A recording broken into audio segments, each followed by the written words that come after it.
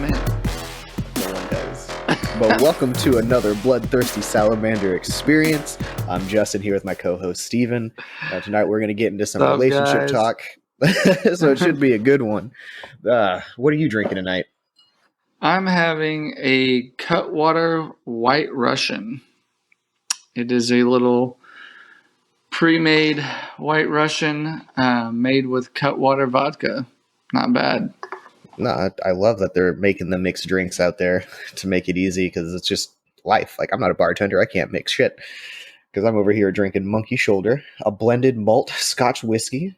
Got introduced to it over in Tulsa, and I just freaking love it. It's nice and smooth, mellow vanilla with spicy hints and some spiced oak. It's just a good scotch.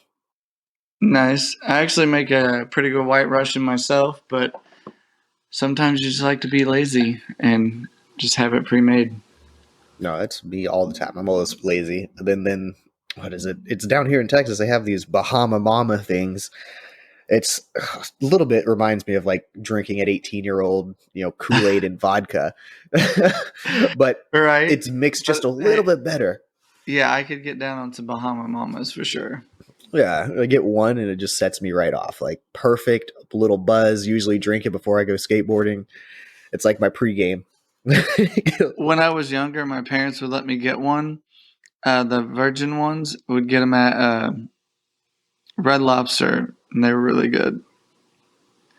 Oh, that sounds snazzy. But yeah, well, getting into the relationship tonight, I feel like we should probably start, as we got out of our long-term relationships and what we dove into, how we started. Like, so, you get yourself single. And so where did you start? Did you just go out to the bar? For me, I went on Tinder. The hype was there. I wanted to see it. Well, I wouldn't say that I got myself single. I mean, that's certainly one way to phrase it. I mean, I guess if your wife is sleeping with another man and says she wants a divorce, I mean, I guess you could say I got myself single. But, I mean, that's neither here nor there. But, I don't know. I think the first thing I did was, kind of you revert back to that dating app thing because you don't know what else to do. Yeah. That was probably my first step. Probably jumped to it a little quicker than I should have. But what are you going to do? Oh, what are you going to do? We're youthful. We got needs. Wasn't able to really explore Tinder and Bumble and all that at the time. So it's like, well, let's get into it with no restrictions and see what it's all about. And yeah, it's okay. I don't think it's all that it cracked up to be, in my opinion, because there's always just a very surface, like, oh, cool, maybe we can talk. But with the recruiting job that I have, I feel like I do so much basic level conversation. Like, who are you? Where are you from? Where do you want to go? What interests you? It's just repetitive. Right, and it really is. And it's just like you get so in that basic routine of everything in the whole dating app. I don't think you really make any like actual connections or good conversation because it's just like this endless repetitive cycle of wash, rinse, repeat. Oh yeah, constantly. And that was the thing that just got me bored out of it. But then at the same time, after like a week, I feel, coming from like Tulsa, you pretty much swiped through everybody in a week if you were as aggressive as I was every 12 hours trying to blow swipes. Just go through as many as I can. Right. Maximize who I got. Exactly. And the more people you swipe, the more opportunities you got to match with somebody. Like a numbers game. Mm-hmm. Just to see what it was. And it wasn't ever that great, or the ones that I wanted to match with wouldn't match with me. And I'm like, darn it. And then being over on the guy side, it's quantity over quality sometimes when you're matching because you're going to get a limited number of matches where on the girl side is basically match with whoever you want. Yeah, because, man, they have all the power to do so, and why not? Pussy power, it's a strong thing out there. They are the attraction, so makes sense. Exactly. That's where like Bumble was intriguing in a little bit because they had the power to swipe, but I feel like they didn't talk much. Always, oh, cool, we match, and they might say hi or something so generic. Yeah, it's like they hate it, but they're on there. It's like they don't want to be the first one to talk, but at the same time, so they just throw out something like hi or something. But like if you just threw that out to them, like you probably aren't getting a response. No, and I felt the same. I was like, well, you just said hi. Like, you have the power in this sense to say a cool question, ask me something stupid that you expect me to do, but now it's your turn. I think it was just like a traditional role reversal in that sense, and I was intrigued, but then completely bored, and was just like, God, this is stupid. But then, after swiping through everybody in that first week, then pretty much redo it. Like, delete the app, redo it. I was talking to one dude. He has a spreadsheet of the pictures he uses and the bio, so he can just copy and paste it.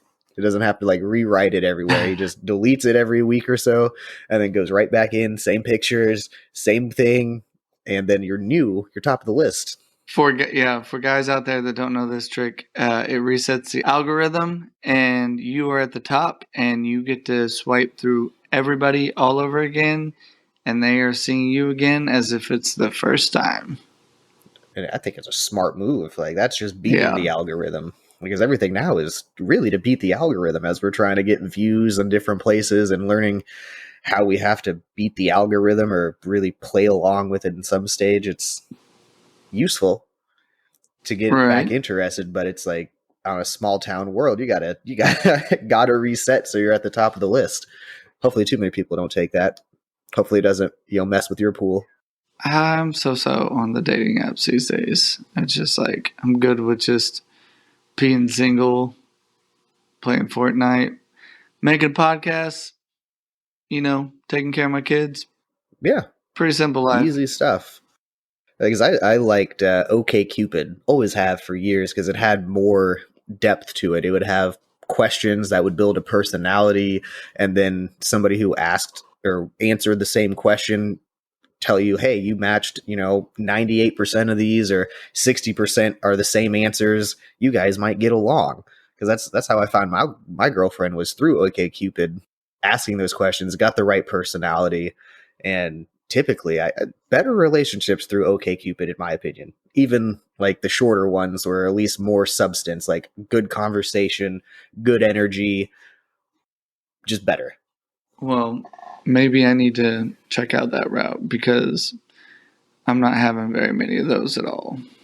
Yeah, now get OKCupid. Because I was talking to another guy, he was like, "Oh, I pay for Match," and I was like, "You pay for it? Like, you either have a disposable income, or you're just really, really trying to match." That, which is cool. Some people need that. They're really putting that money. They're wanting to find their person.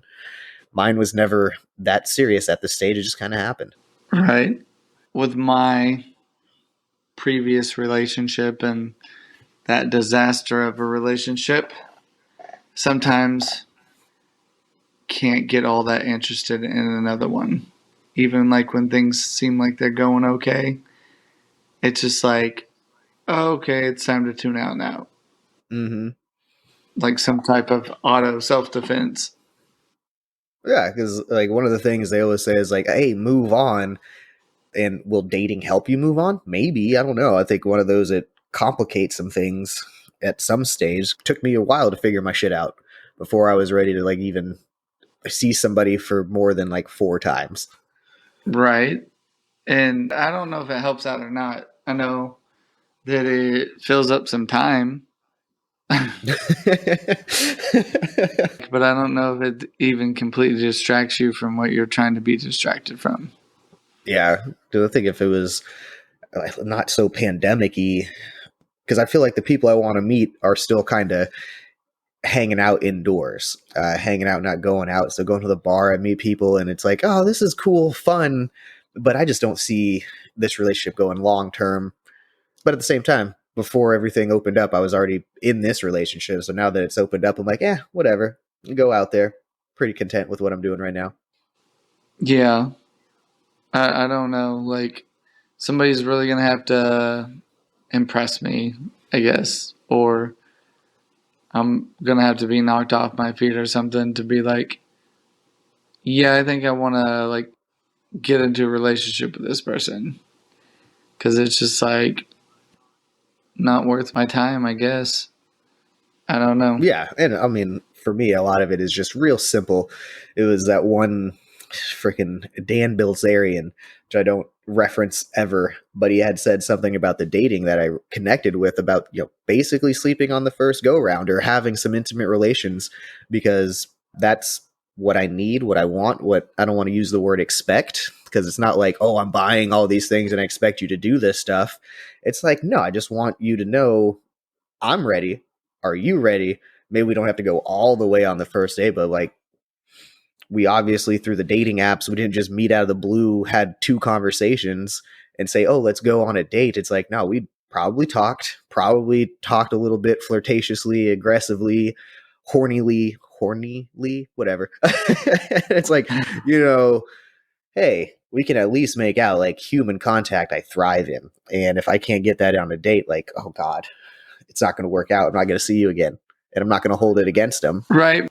And to further that point of what you were saying about that guy and what he was talking about was, I think he was really trying to just point out when a girl's waiting or she's trying to wait to like impress you, there can be other reasons. But the idea that like she's being fake to impress you during that time, Yeah. and you're being fake to get with her Right. during that time. So why even wait? And you basically get that part out of the way, so you just can both be yourselves. True. Yeah, that's actually the basis of it. Like, the root of it is to be yourself, and that's I'll impress you, but it's not by holding out the good stuff. Like, I never liked that. Like, even younger age, through everything else, it's like I thought we were vibing. I'm just asking for a kiss here. And then it's like, no, I don't want to. It's like, well, if you don't want to, I get it. I'm fine with that. I'll move on. I'm not going to pressure you into it, but it kind of makes me act weird, feel weird. And I don't think it's a genuine relationship, even friendly. It's even with any friends, you're pretty honest at the beginning.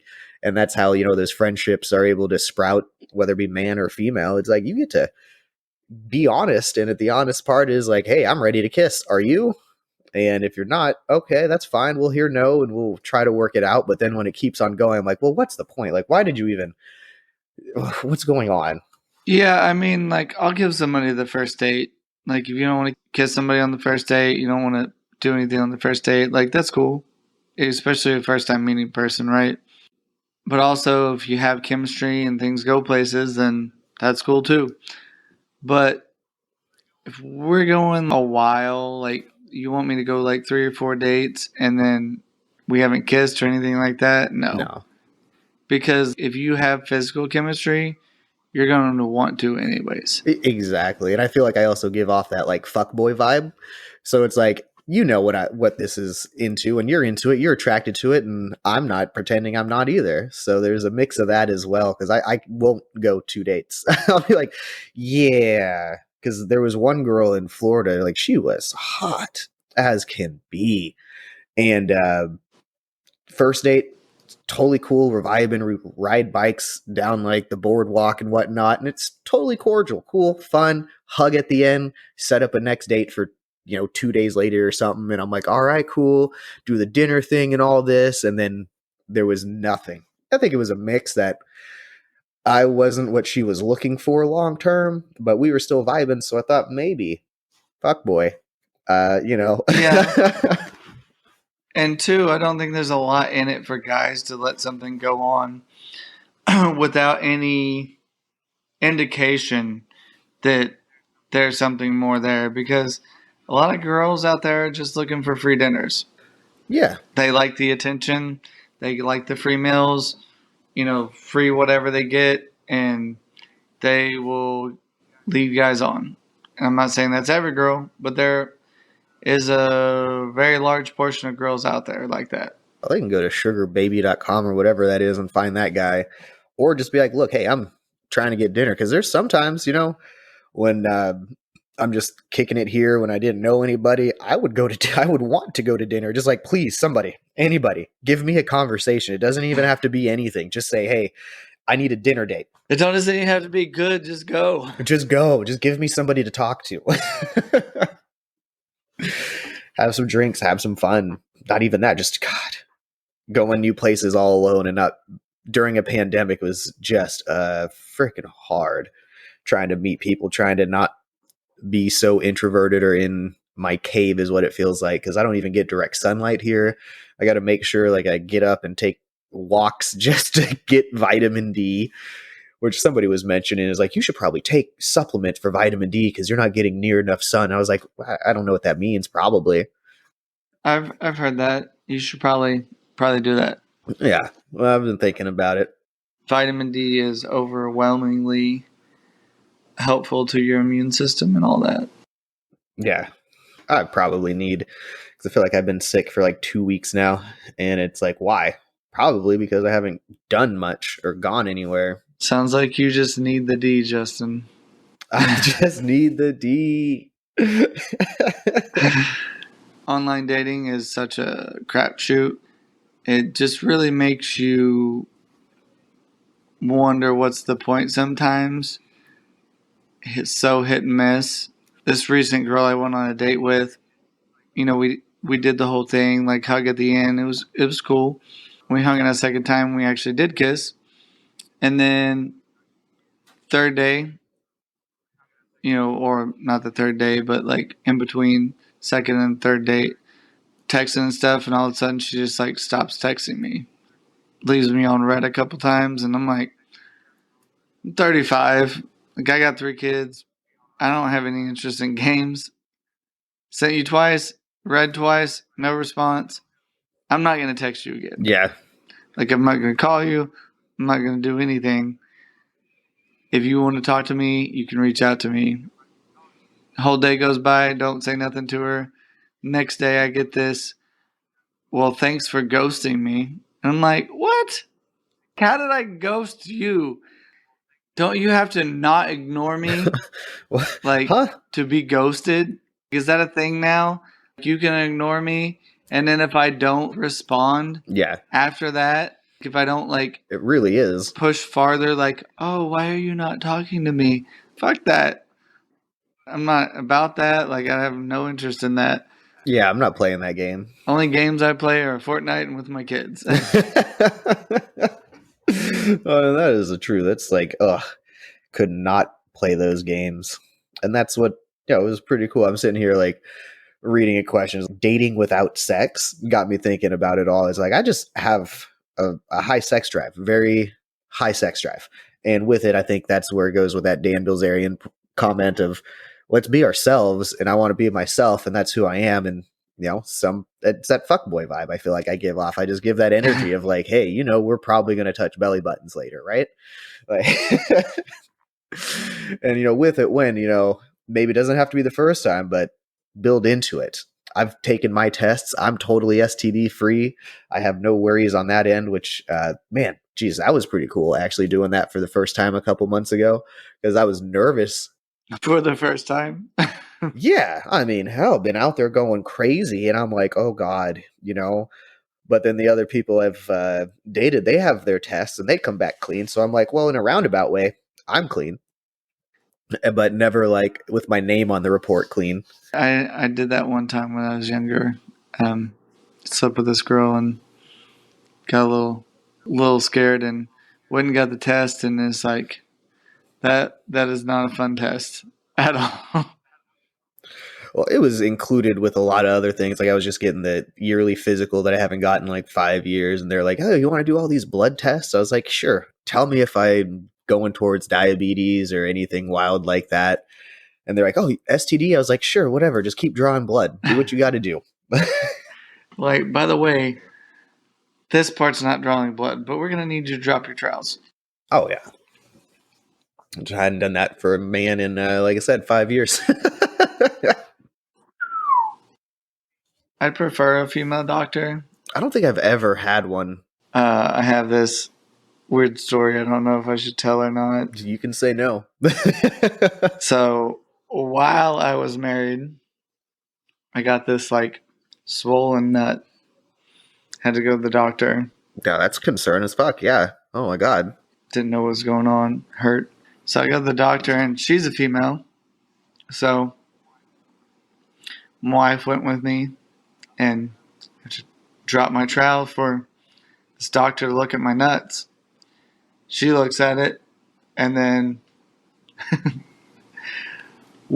she's like, okay, well, I'm going to send you over to have an ultrasound done and make sure we don't see anything there or whatever.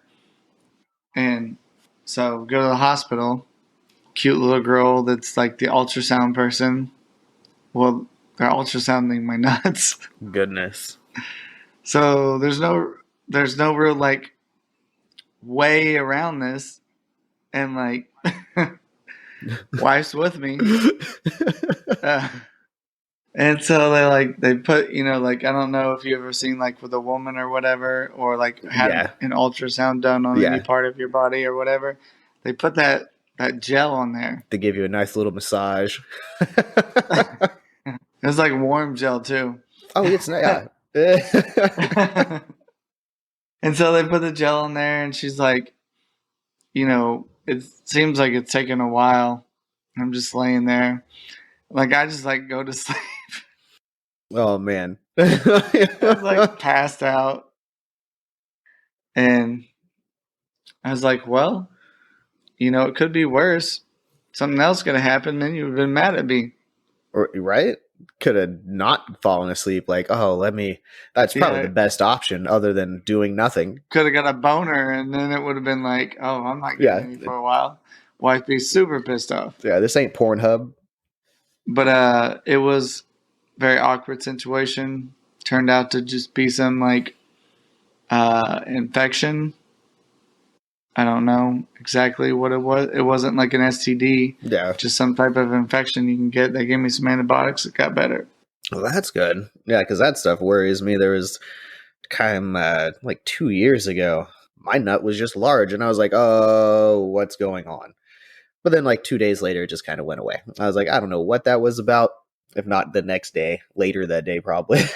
I was worried as hell. I was like, oh crap, what a crappy time this is to have some other things go on. I was like, and now I have testicular cancer or something. Like, I went wild as I'm sitting there in the shower self-examining, and then get out, WebMD. I'm like, what does this mean? Am I doing the right check? It feels fine. Doesn't hurt. It just was.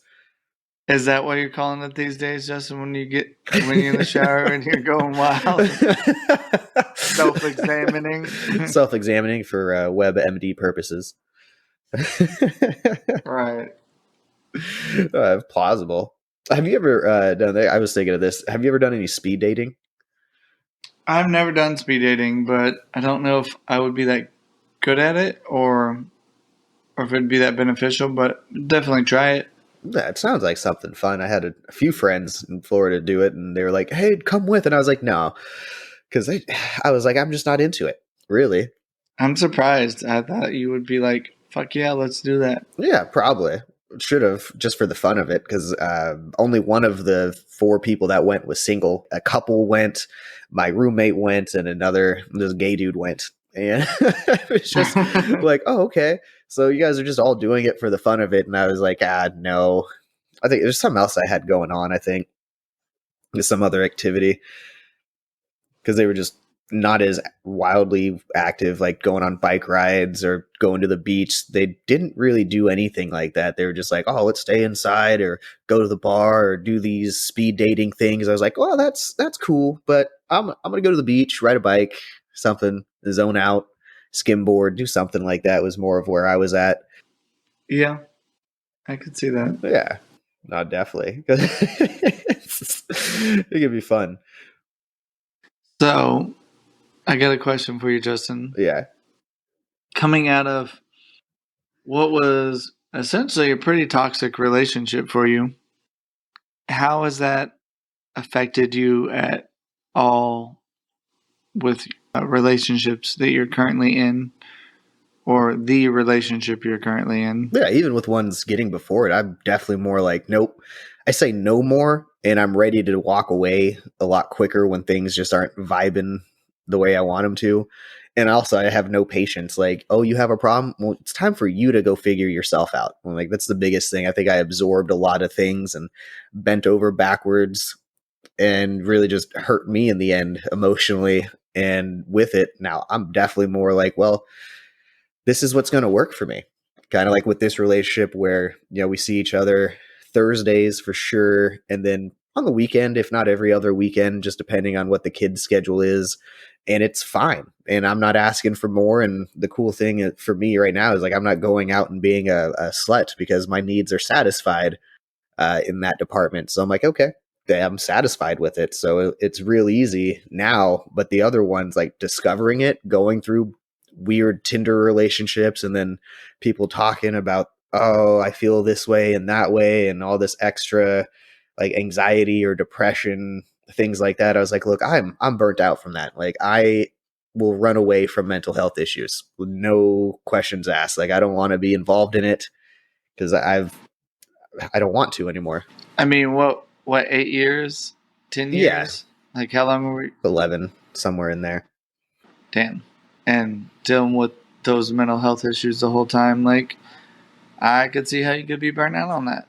Yeah, no, it burns me out because then it puts all the pressure on you. Like, let's just say financially, she couldn't work that often, like just was unable to. And some of it is like, well, now is a little different where she's doing a lot better, able to hold a full-time job, has got medication figured out right, and it's a different person, but still scarred in a lot of things like that. And because of that mental health thing, I'm always just worried with anybody that isn't of sane mind.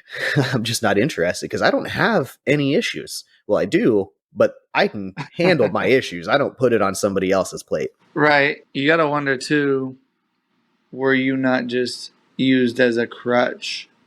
Like because now that you're not there to like be that crutch, she's got it kind of her shit together to some degree, and is working and doing what she has to do because there's nobody there to do it for her if she doesn't. Yeah, and that's the biggest thing is I was even with like some troubles with my family and how they were asking above and beyond. I was like, look, you guys got to fall. Like I cannot hold you together. I can't hold it up. You got to fall and figure it out. No matter where that rock bottom presents itself, that's what you got to hit, whatever that means. And really, that's what's wild about it is how different people's rock bottoms exist. Like mine is pretty high up there in a sense that it's like, oh God, my rock bottom is pretty easy to hit. Like it'll change day to day in a sense because I'll make it a point to not start going down that direction to get that slippery slope momentum. And it's like, now before it gets even that far, I'm going to stop this. If I got to meditate, do whatever it is to fix it because I can't be in it anymore. I can't work with it. I can't live with it. I've experienced it in my own life. Doing the drug court and things was a pretty good rock bottom, and I'm reminded of it all the time in a sense. And I never want to get close to that slippery slope because, like drinking 2-3 days in a row, really 3 days. I'm like, okay, that's too much. You are fucking up. So I don't know that I've ever hit rock bottom, and I don't know if that's a good or bad thing. I mean, I've had some rough things in my life, but nothing that's ever pushed me to anything I would consider rock bottom.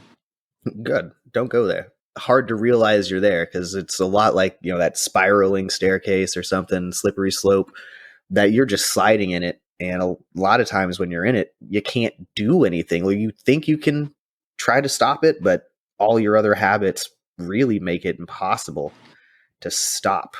Well, yeah, but I feel like if you hit rock bottom and you come back from it, there's got to be some benefits to that, right? Versus never hitting your rock bottom and then going farther along in life. I mean, maybe you're not as prepared to handle that later on in life if it doesn't happen early. That's interesting. It's like maybe. But then you have so many positive settings, parameters in place to keep you moving forward and upward that it'll be really hard in a sense for you to fall backwards because a lot of your habits are all positive. None of them provide a slippery slope or transition of thought because it's all positive, like your rock bottom might have been having the whole divorce and not having the house because you're the guy who has owned his house always. Yeah, I've had 2 houses and she essentially sold both of them. Mm-hmm. And it's like, in a sense, I could see that as a rock bottom. Yeah, I mean, I would say the divorce was probably what I would consider my rock bottom. I mean, nothing ever got too bad. As hard as some things were, I still have my kids, so you still got to take care of them. You still got to do things for them, and they kind of keep you going. So doesn't let you really True.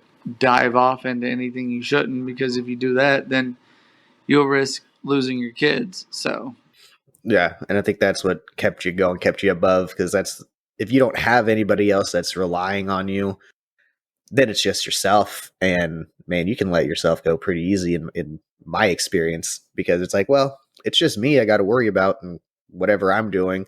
And it's like, oh, cool, you lost a job. All right, whatever. I got friends, they got couches, and then it just goes from down from there. And then all of a sudden, I don't know, you're in jail. And you're like, great, cool. Well, at least I have an opportunity to sober up and decide whether or not this is changing. yeah, do I want to keep doing this, or do I want to not come back here? Mm-hmm. I mean, it took me a lot of times in jail to figure that out in the end, to make sure that it's like, okay, we don't want to do this anymore, do we? This is a bad cycle. Be out of jail for a little bit, get back in jail, be out of jail. All right, you're back in it. And then all the money, in a sense, that I would make, which wasn't a lot, it was like with, that kind of history and lack of responsibility comes with, a lack of a car, lack of a driver's license, lack of a good job history to find somewhere good to work to make the money. So it's like all of it is sucky, and I don't want to do any of it. I want to make sure I have a car. I want to make sure I have a license and that I have a job. And I can't. That's why the pandemic was hard. Had the car, had a license, but it didn't have a job, and it was driving me insane, because those are really the three things I think are my pillars of life that tell me, hey, it's all right. You can really figure it out. Yeah, I mean, that was definitely a weird time. Both were going through the endings of our relationships, and then not being able to go out and do things. And I mean, in some ways, it was a good thing for me that you couldn't really date. Not very many people wanted to get out and meet. And that was probably in my best interest. But at the same time, just can't even really get out with your friends either. So kind of pretty shitty. Yeah. Because I think something that is definitely difficult, dating with kids, like you said, that's a hard one. I'm sure. Definitely. I thought it would be a little less harder being a guy. I don't know why I thought that, right? I have my kids 50-50, so I'm no custodial parent. I have them all the time. I do everything, not all the time, but I have them 50% of the time, like half the week, and do everything with them, like whether it's school related, whatever. But when you tell a girl you have 3 kids, it gets a reaction, and that's a lot. So Yeah, I bet. I mean, that definitely makes things a little harder.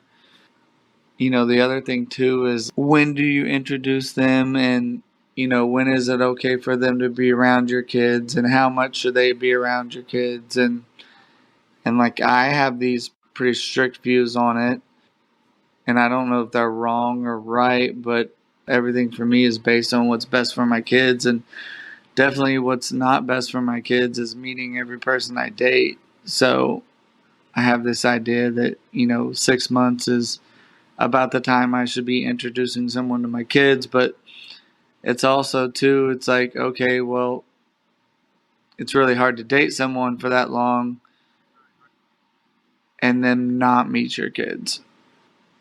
It's kind of one of those things. What do you do? What's right? What's not right? It's an interesting world, dating when you have kids. Yeah, because for me, not having kids, dating someone with them, it was months before I met them. And even when I met them, it was, quick in passing kind of thing. Like, oh, hey, this is my boyfriend that I've been talking about. And it was like, all right, cool. Nice to meet you guys. All right, see you later. Nothing crazy, because here, a year and a half into it, her son just texted me like last week to give me his number, just for whatever reason, because I'm coming around obviously more. So if he needs something or whatnot, because I can't pick him up from school, I don't have that authority. But there's still like different things where he might need a ride to go to the mall to hang out with his friends as he's becoming a teenager and all this extra stuff. All that's new, new to me. And it took months, and it wasn't anything where Yeah, how do you feel about that? Meh. I think they're just really respectful, nice kids. Like they're those really goody. I can't say goody two shoes because they're still boys and they still have their edges, but they're still so respectful and pretty mature. I feel like not in a grotesque way. Also, both parents do a good job of just making sure that I don't want to say sheltered, but how you would want them to be, like no cussing, don't see this, that's TV 14, you're not 14, go to your room, and a lot of things like it's pretty strict in that, but they're not weird. I don't think they're weird at all. I find them quite amusing and just like, man, those are some good kids. They don't see them doing drugs or drinking or anything like that underage. Yeah, that would be my idea on parenting and, not necessarily sheltering, but I don't feel like they should be exposed to a lot of graphic stuff early on that's not necessary, whether it's cussing, violence, or whatever it is. We are split home, so you got two styles of parenting, and I can say you can't watch this or that, and then he goes home and she's watching Squid Games. So what are you going to do? Yeah, that's what makes yours so difficult.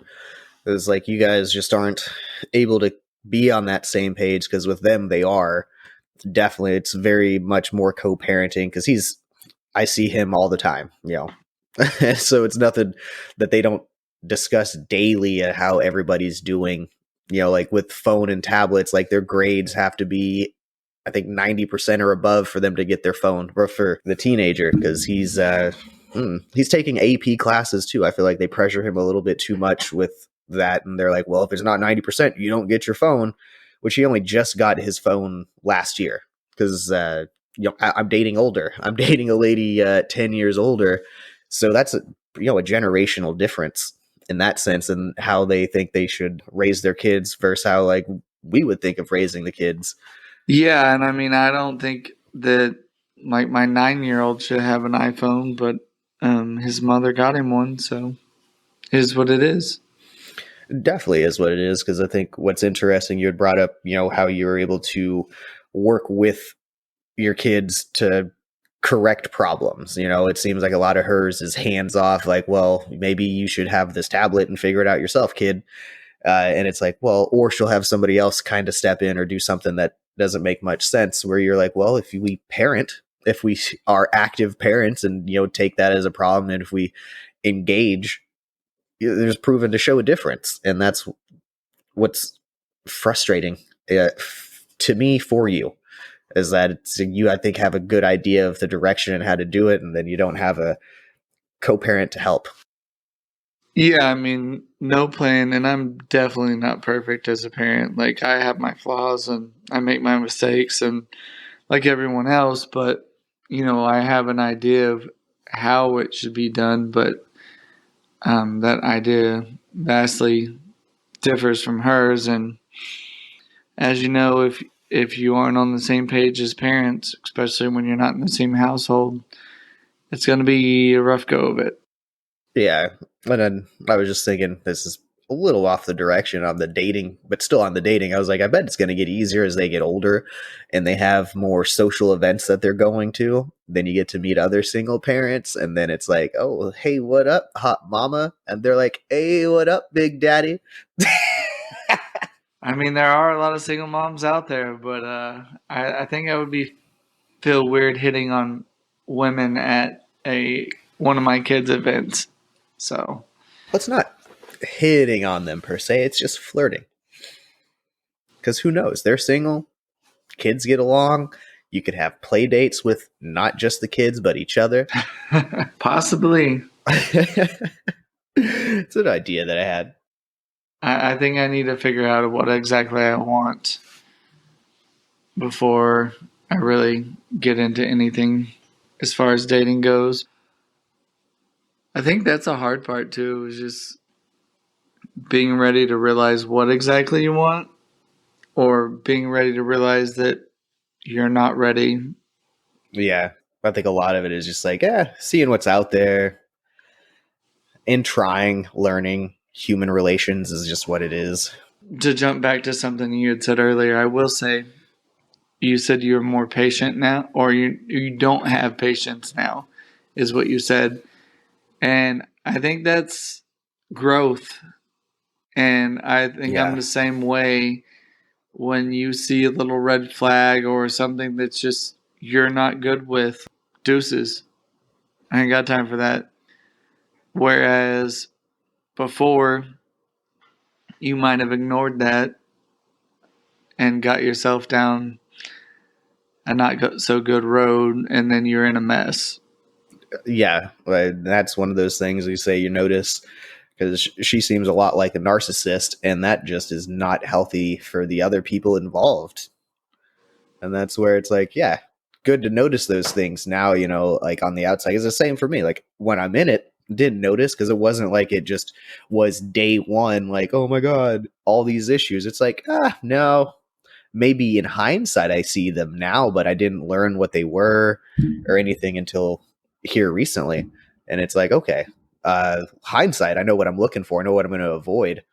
Well, I think sometimes, especially when we're younger, there wasn't the red flags that other people noticed about my ex were not stuff that I didn't see myself, right? But you choose to ignore it because she's this or that for you, right? Like Mm-hmm. it's like, oh, you're not around. You guys aren't around when I see this other side of her. And even if that other side of her is just this little tiny bit, I mean, you still get that side.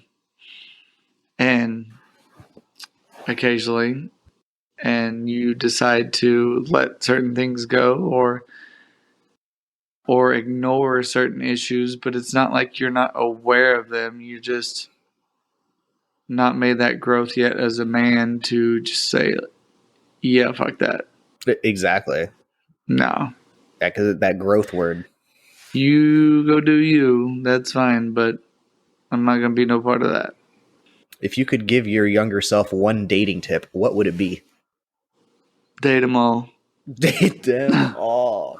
Date them all. Collect them all. Yeah. Man, I don't want to sound cheesy, but I don't know if my dating tip would have been to date them all or if it would have been a dating tip in general. It might have just been don't let a certain one go. Mm. Like, don't fuck up that one. But I also think that we create ideas or think that something would potentially be better in the future had we not. But I mean, I think most of that shit happens for a reason. And even if you feel like you made a mistake, which I do, maybe that just wasn't meant to be. Because I mean, I see her life now, and it definitely would have been a mistake for her to stay with me. Yeah, two-way street to think about that, because, yeah, if I was to give mine, it was just be single longer. It's like, Right. because my Yeah, uncle, you got locked down like just what, like a year, 2 years out of high school? It wasn't very long. I yeah, mean, like you were in 2 years, yeah. college, but I mean, we weren't out of high school that long before you like started that whole Yeah, on that adventure. one.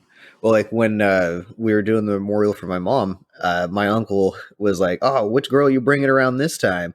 You always seem like you're in a relationship." And hell, I am always basically in a relationship. Like I'm with someone always. Well, fuck, you were dating someone for 11 years. How does it seem like you're not in a relationship? Like, Yeah. Well, before that, that's a decade. yeah. Well, yeah, but I mean, in high school, like, you weren't really ever dating anyone, but you were always running around with someone, right? Well, I was dating Vanessa for a few years. Did you guys date that long? I feel like it was junior and parts of senior. I don't know how I was, like, so oblivious to that. Because I know you dated her, right? But, like, I never thought that was, like, anything. Yeah, no, it was a good old relationship. And then when I got into college, I was in another relationship for the 2 years I was in Kansas, and then went to Iowa. So her getting married in high school, was that like right on the heels of you and her? I guess because after we broke up, like I didn't keep tabs on what she was really doing. Like I don't remember her being married. Don't even remember. Like Shelby had mentioned she was married. I was like, I don't pay attention to any of this because at the same time, like my dad just passed away, so I was definitely going through my own shit. Well, high school, that was pre your dad passing away. But he still was having cancer, battling cancer the whole way through. So my head was in different places most of the time. Huh. I did not know your dad had battled cancer. Yeah, lost his hair. All the chemo. Had some complications when they surgically implanted the thing to get chemo. Like it got infected, so he had this giant weird hole in his chest. It was nothing but turmoil in a sense from junior year all the way through. Because I looked at like my high school transcript and you can see it took a strong dive of like, and something was going on. And I was like, yeah, that's because driving my dad to and from cancer treatments, to and from work, helping him at night and doing everything like that was all tough. And then my mom is having a tough time adjusting to it. Brothers are just numb. And I'm like, oh, cool. This is tough, So I wasn't in everybody else's business so much. Yeah. As much as I was trying to mask my own feelings. You know what I just learned about you? Is I did not know as much about you in high school as I thought I knew. You were a very private person. Yeah, and I still try to be. My girlfriend gives me a lot of shit about it. And I'm like, well, it just is who I am. I enjoy it. I don't know. Yeah, but I mean, did you tell? I mean, surely Brian probably knew about this, right? I mean, he might have been the only Yeah. one. Oh, well, I think like Brian, the skater kids that I hung out with definitely knew. Oh, Jamilin. Because because I mean, they were still hanging out like, every day. And there'd be certain times they'd be like, look, you can't come inside. That's why like we'd hang out in the driveway because my dad was going through cancer and doing all that. So we couldn't really hang out inside all that often when he was there.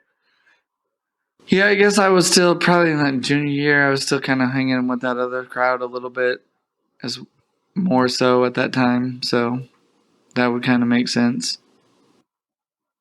It was more senior year that we probably picked up, but soccer was always the constant. Yep. Because like, as we played on that one team, like I don't think my dad went to a lot of those games. He didn't go to a lot of my high school games or anything like that because he used to be everywhere. Now that you mention it, I don't really remember him at any of those games. Cookie was always there. Yep. I remember your dad being there at senior night, but it did seem like there was a point that seemed like he was always around, and then he wasn't. Mm-hmm. So I mean, that kind of makes sense now that this has been revealed on our podcast. Yeah. No. It's always revealing for my head and my brain as well because it'll be something like I'll think about, but I don't really talk or really, really think about. I'm just like, oh yeah, that happened. Next, what am I gonna eat? Right. So your dad, like, the image of your dad to me is just this big dude who always just had this big old stogie, and he was like stoic and didn't talk much, but just this big dude with this big old stogie in his mouth. Just very stoic, like strong figure. Yeah. And that's pretty much my memory of your dad. And then your mom, polar opposite. Polar opposite. Polar opposite. They worked well together though. Right. Yeah, your dad almost kind of had that intimidating vibe, but your mom, maybe one of the most welcoming people you could ever meet. Mm-hmm. I feel like he was reserved because he was like, all right, what's Cookie about to do? What do I got to bring back in? Like, fuck. Right? I mean, that was probably a lot of work for him. I feel like my mom was a good wife. She did her wifely duties. It says like always cook. No, I have no doubt that your mom was a good wife, but I mean, like, when you're more of a reserved person like your dad, and then your mom is such an outgoing person, like it's still, you're kind of having to step outside of your boundaries a little bit to make all that work, right? Mm-hmm. But he was So able to do it because as the attorney, he was mostly workers' comp is what he did there in the end. But before it, he had his experience with some fun, big time criminal cases nice. that were interesting. So he had some difficult people and insurance lawyer as well. People always hiding, so he'd have to hire like some investigators to stake out people's houses and see if they were actually injured or not. No, that was pretty funny. Yeah, that I actually knew too that he got in a wreck at work, and the truck got rolled and broke his neck, and he was in line for like this $1 million payout, and that's exactly what they did to him, was put a private eye on him, and they caught him riding his motorcycle. Didn't get a penny. Yep. That's what it does. That's how it works. And then my dad get the money. Be like, great, you saved us $1 million. Here's a couple, some odd. I don't even know because I remember going through college and he had passed away. So he was gonna easily pay for the cheap junior college I was going to, but when he passed away, there was no money, and so getting his taxes and figuring out like how much he made, I felt like was a complete scam. I feel like whoever worked it just made up the numbers because I feel it was right under 100,000. I feel like $1 or $14 actually under 100,000 for some tax break reason, and it was the same money for like 5 years. I was like, what is going on? Who knows? But he had worked for that big guy David Garrett at that Yeah, time. call David Garrett. He knows what to do. Yeah. And so I mean, that guy's a trip because he ended up. I don't know if he ended up going to jail for molesting David women. Garrett? Yeah, he would reach down Oh, chick shirts in wow. public like he was a predator. That's crazy. I did not know that. Yeah, I didn't know it until later on, and I was like, "Oh, okay, what a weirdo." I just thought he was just a nice guy because we'd go all the time over to his house in Muskogee and just spend the night, have weekends, go out to their lake house, and all that fun stuff. And never knew guy was a little perv. Right? I mean, but how do you know? Oh yeah, I'm just glad it wasn't towards kids. Like, Exactly. thank I God. mean, wrong all the way around, but Yeah, but at least we didn't have to know or find out in that weird way. It was more like, oh, we're all adults and it's on the news. Oh, okay. well, yeah, but if it had been kids too, I mean, Oof. could have been you. Oh, my mom probably would have stabbed somebody in the neck and watched them drown. Oh, probably for sure, but still. No, well, you want to get into that one question? The elephant question? Yeah, because it's an interesting one. Yeah.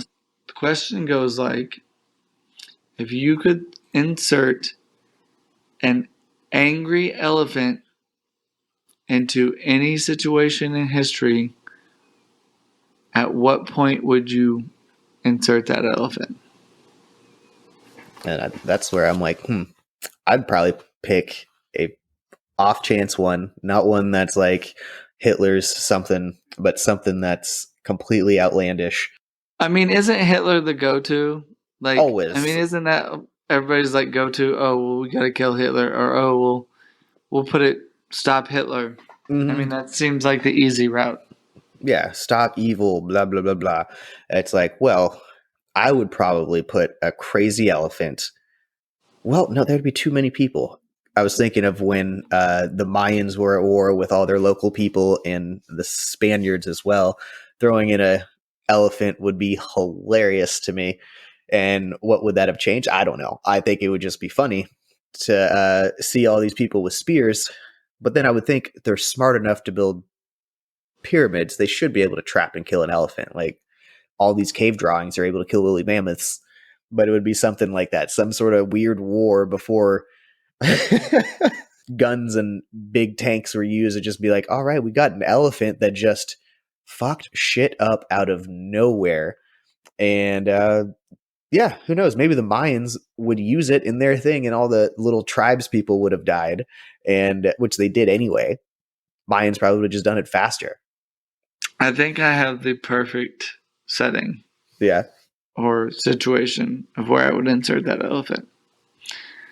When, I don't know who exactly they were, but the people in our government at the time decided to vote in or establish the Federal Reserve in America, which basically took our banking system that we controlled and turned it over to a bunch of world bankers that are not part of the government and not part of the United States, essentially, and basically gave them the power over our money. I think that throwing a angry elephant in that room might have done some good, or at least delayed it. Yeah, December 23rd, 1913 is when President Woodrow Wilson signed the Federal Reserve Act into law. Yeah, some straight up bullshit is what that was. Yeah, because it's like classic. It's my money. It's our money. Why should anybody else have it? Why should it be given away to other people? That all the things. It's as liberal as I am, I'm definitely conservative on the finances of our country. And it's like, well, we are the richest nation in the world, and we can continue to be richer and more powerful. Only if we don't spend money we don't have. Which we do constantly. Mm-hmm. Well, that goes into that Alexander Hamilton comment when he created something in there that we're constantly in debt. Our debt is, in a sense, like we owe other people or they owe us something like that, and we're never going to get out of it. Like part of the plan is to always stay in debt for some sort of power grab reason, and I don't understand it because it doesn't make any sense. Is Alexander Hamilton the one that was in the duel? Yes. Okay, well, he was in a duel. Did he die in that duel? Yes.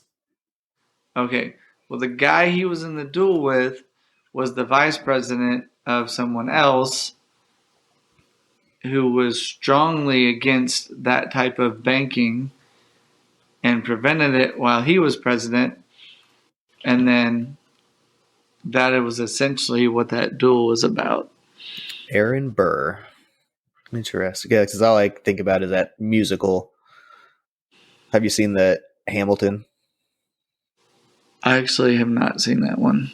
Are you into musicals? No, not in the slightest. Yeah, then it's okay. Like once I start singing, I'm like, flip. Man, I got into that. Like I watched it quite a few times because I do enjoy musicals, a lot of them, most of them almost. And I'm like, okay, that one, it was because it's a rap-based sort of beginning. It's very historically accurate in a lot of senses, but it's so hard to hear what they're saying like the first time because, I mean, coming from a mom that speaks broken Spanish and things, it's hard for me to hear lyrics a lot of the time, the first go around. So like I had to watch it many times. And then one time I had my phone going on with like the script or lyrics so I can figure out what the hell is going on. Then I watched the History Channel, Alexander Hamilton, and I was like, okay, now I can figure out what we're trying to do here. Yeah. I mean, there's maybe been a couple I like, and I guess I like some Disney movies, which are essentially musicals. True. Hard to find Disney movies where there's not singing. It's, God, yeah. I mean, think about it, like Aladdin, musical. Lion King. Beauty and the Beast. Frozen. Yeah, definitely Frozen. So I couldn't even watch Frozen 2. I was like, all right, this is too much. Yeah. That one with The Rock, they even got The Rock to sing. Cracks me up.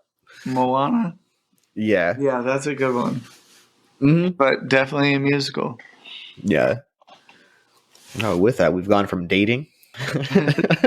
Dating to Disney. Dating to Disney. Oh man, that actually brings up a funny point of dating. I used to say like, hey, would you like to come over and watch The Lion King? Was swear to God a pickup line. Like to get people to come over. And it worked. So I've seen The Lion King opening scenes quite a few times. How far past that? No, I don't know. Not too far, because then when they come into like teenagers and whatnot.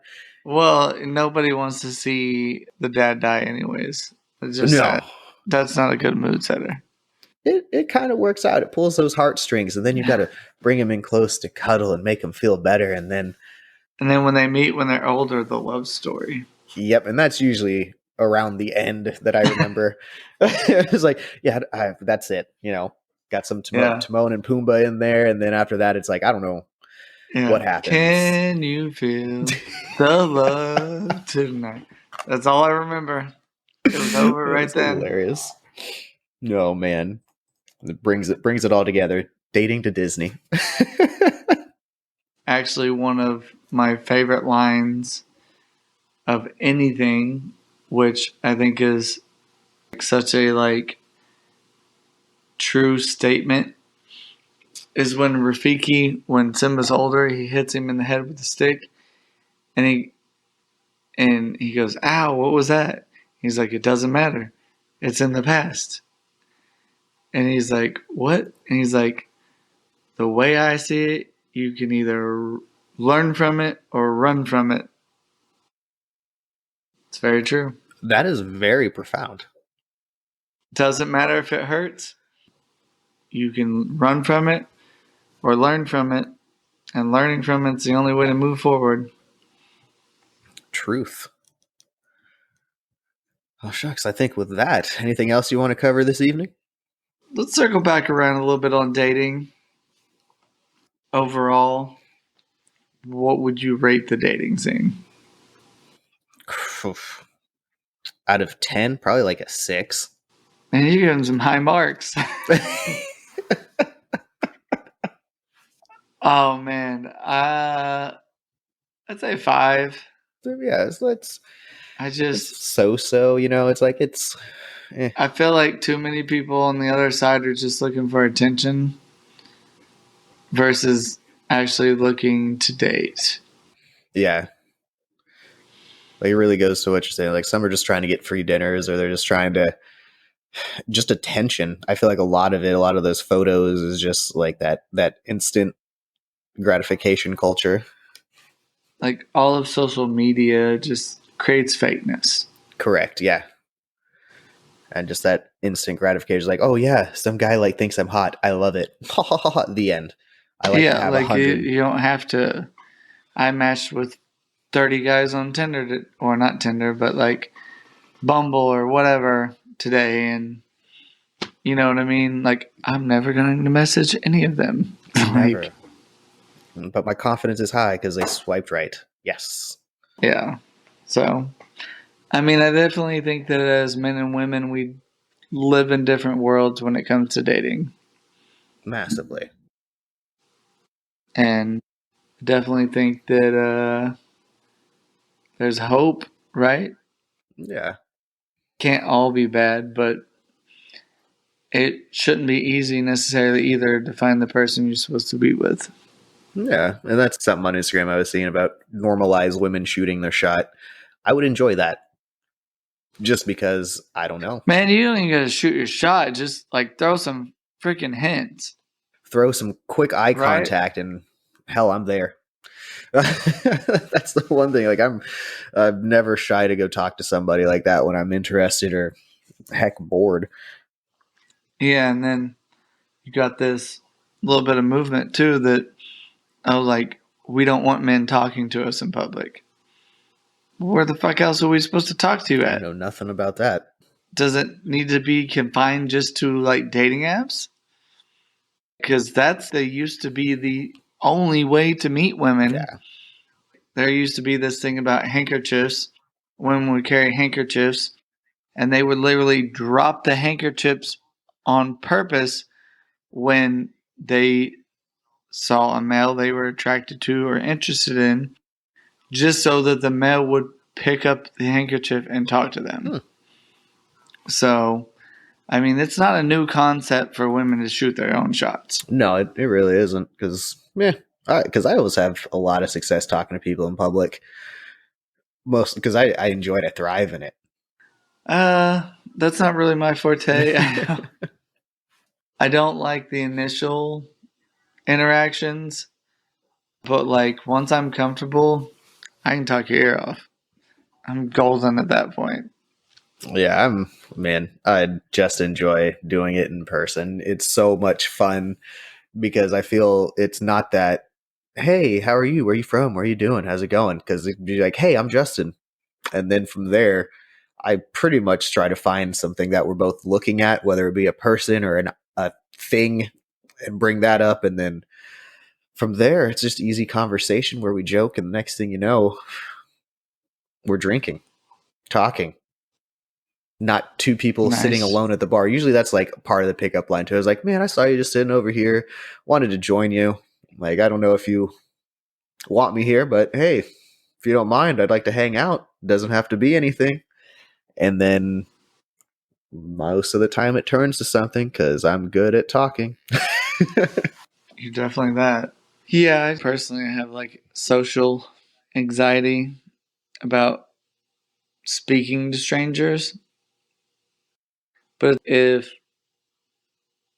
anything, another person, whatever gets it rolling, then all that awkwardness is gone from me and I can just be normal and be myself. Mm-hmm. Well, that's typical. Like, and nobody really likes public speaking or talking to any stranger. It's one of the cool things that, my mom taught me in a sense is just go talk, not always using the term shoot your shot type of idea, but, just go talk, say hi.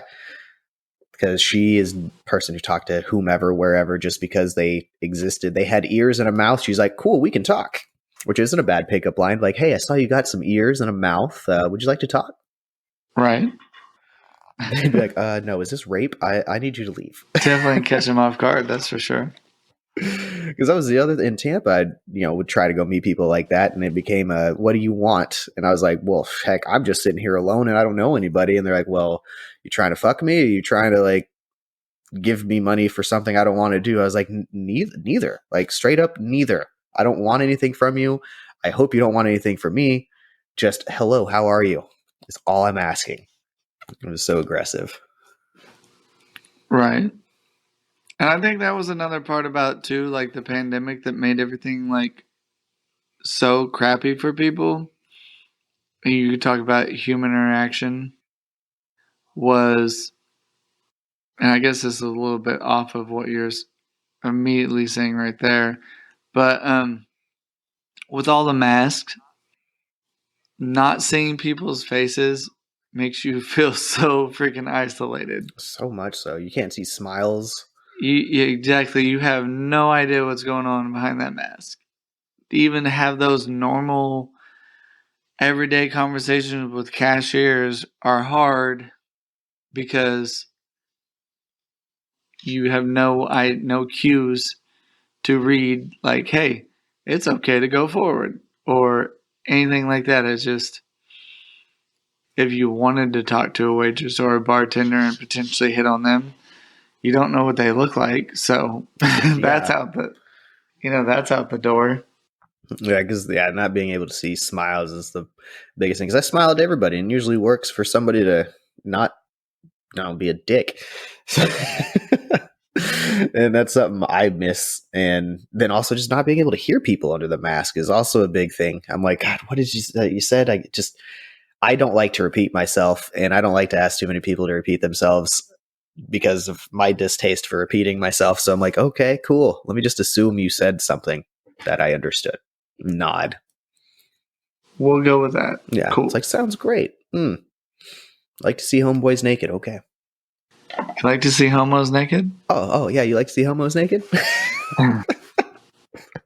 No. Home is where you make it. Dude likes to see homos naked. All the power to him. Gotta love some Joe Dirt. Oh, man. I'd probably want to see that again here soon. Just because I haven't seen it in a while. See how wrong those jokes are now. Maybe the best thing David Spade ever did. Yeah, like as he got older and got weird, well, not like too weird, but I feel like the same thing happened with Adam Sandler. It's like, what movies are you even making? Like Grown Ups? Like, come on, I just can't. And then all the other Click, where he's on that remote, like there were just so many bad 50 First Dates.